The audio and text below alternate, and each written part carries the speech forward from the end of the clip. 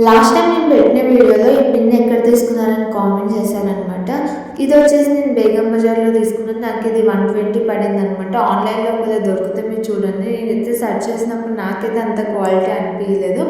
ఈ single foods వచ్చేసి నాకు ఒకటి 50 రూపీస్ అయితే పడింది.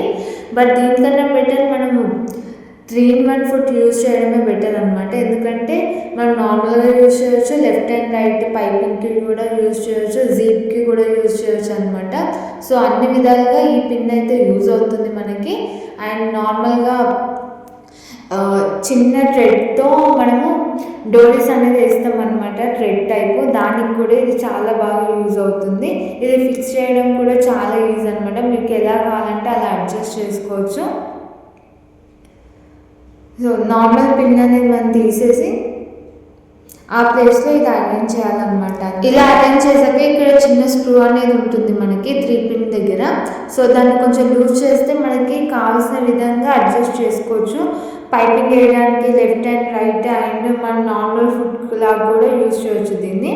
సో అలా ఫిక్స్ చేశాక మనం దీన్ని అయితే టైట్ చేయాలి. సో ఇలా టైట్ చేసుకొని అడ్జస్ట్ చేసుకోవాలన్నమాట.